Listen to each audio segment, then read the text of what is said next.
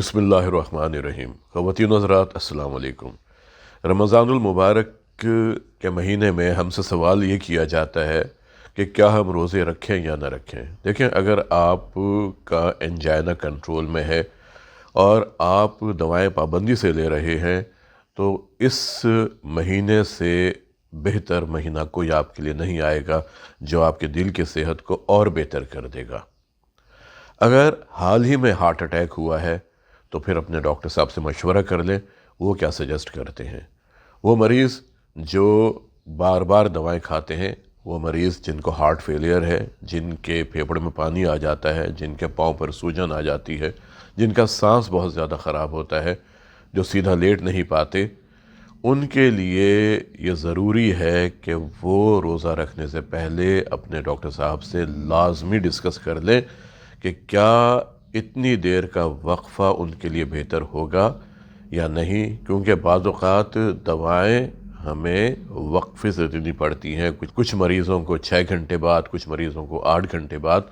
इसलिए अपने डॉक्टर साहब से लाजमी मशवरा कर लें। दिल के मरीज़ कोशिश करें कि इफ्तारी खजूर और सादा पानी से कर लें और इसके बाद वो नमाज़ पढ़ लें। अगर मस्जिद में जाना चाहते हैं तो कोशिश करें कि आपका पेट खाली होना चाहिए। खाना खाने के बाद आपने नमाज के लिए नहीं जाना, क्योंकि इसकी वजह से छाती में बोझ, घुटन, दबाव हो सकता है। दवाओं की पाबंदी करें। जो नुस्खा आपको तजवीज़ किया गया है उसी पर अमल करें। सुबह की दवाएं आप सहरी के साथ और शाम की दवाएं इफ्तारी के वक्त आप ले लें। अगर दोपहर की दवाएं आपको दी गई हैं तो आप डॉक्टर साहब से मशवरा कर सकते हैं कि कोई ऐसी दवा तो नहीं जो बहुत ज़रूरी है, जो दोपहर के वक्त दी जाती है। अगर उसका वक्त तब्दील किया जा सकता है तो उसको सहरी या इफ्तारी के वक्त लिया जा सकता है। सहरी के वक्त कोशिश करें कि बहुत ज़्यादा पेट भर के खाना ना खाएं, क्योंकि दिल के वो मरीज़ जिनको खाना खाने के बाद तबीयत ख़राब होती है, अगर वो पेट भर के सहरी के वक्त खा लेंगे तो इसकी वजह से उनको प्रॉब्लम हो सकता है। सहरी के वक्त ऐसी ग़िज़ा इस्तेमाल करें जो ज़ूद हज़म हो और जिसका असर बहुत देर तक रहे। जौ का दलिया आपकी सेहत के लिए बहुत अच्छा है। सादी रोटी पर जैतून का तेल लगाकर आप सब्ज़ी के साथ खा सकते हैं, ये आपके लिए फ़ायदेमंद होगी। आप सहरी के वक्त दही का इस्तेमाल कर सकते हैं, दूध का इस्तेमाल कर सकते हैं, खजूरों का इस्तेमाल कर सकते हैं, नट्स का इस्तेमाल कर सकते हैं। मुख्तलिफ़ दालों का सूप आपके लिए बहुत अच्छा हो सकता है। सब्ज़ियों को भाप में बना के जैतून का तेल उस पर डाल के आप इस्तेमाल कर सकते हैं। कैनोला तेल भी इस्तेमाल किया जा सकता है। सरसों का तेल भी इस्तेमाल किया जा सकता है, लेकिन एतदाल के साथ।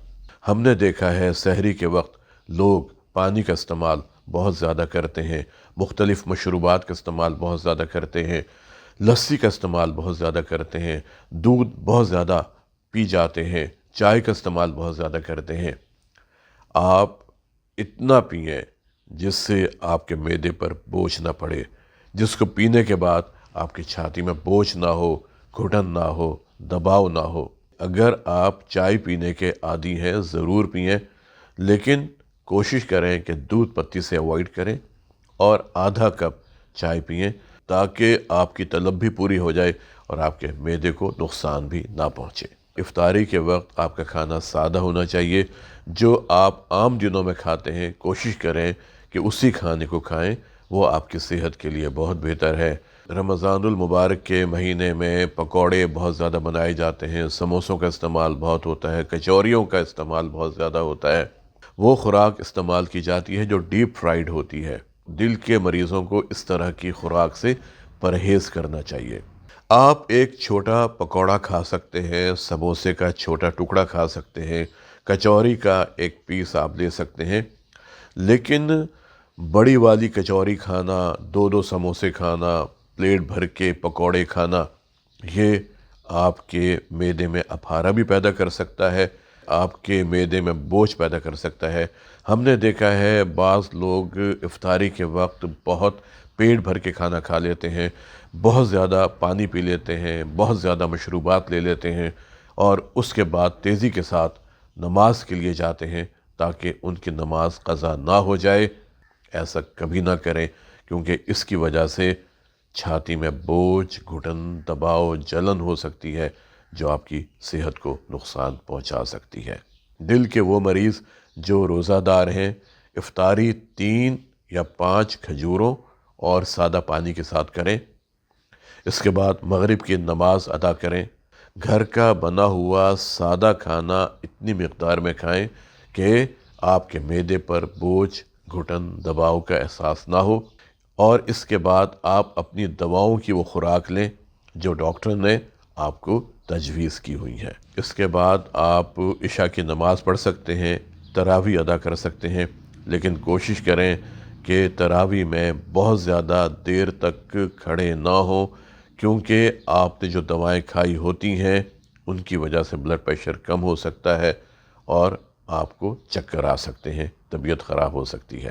دل کے امراض سے بچنے کے لیے اکثر کہا جاتا ہے کہ آپ اپنے دل کی اندرونی صفائی کریں، آپ اپنے آپ کو غصے سے بچائیں، حسد سے بچائیں، جھوٹ سے بچائیں، غیبت سے بچائیں، کینہ سے بچائیں، انتقامی جذبے سے بچائیں، اور یہی سب کچھ ہم رمضان المبارک کے مہینے میں بھی کرتے ہیں۔ ہماری اسلامی تعلیمات میں شامل ہے کہ رمضان المبارک میں آپ نے ان تمام چیزوں سے پرہیز کرنا ہے۔ آپ دیکھیں گے کہ جب آپ کے دل کی اندرونی صفائی ہوگی تو آپ کا دل کتنے خوبصورت انداز میں دھڑکنے لگے گا۔ رمضان المبارک میں آپ کا وزن کم ہوتا ہے، آپ کے خون میں چکنائیاں کم ہو جاتی ہیں، اچھا والا کولیسٹرول زیادہ ہوتا ہے، برے کولیسٹرول کی مقدار کم ہونے لگتی ہے، شوگر کی مقدار بہتر ہو جاتی ہے۔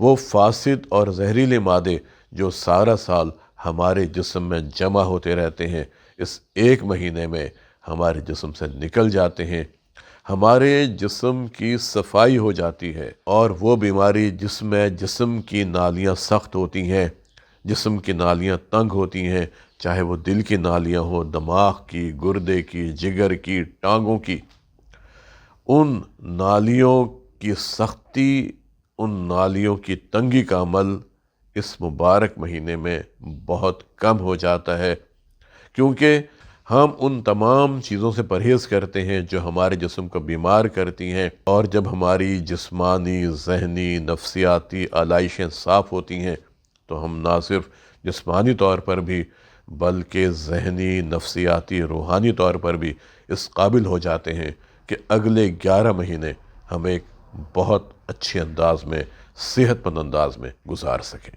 آج کے لیے اتنا ہی، ملتے ہیں کسی اگلے پروگرام میں ایک نئے موضوع کے ساتھ۔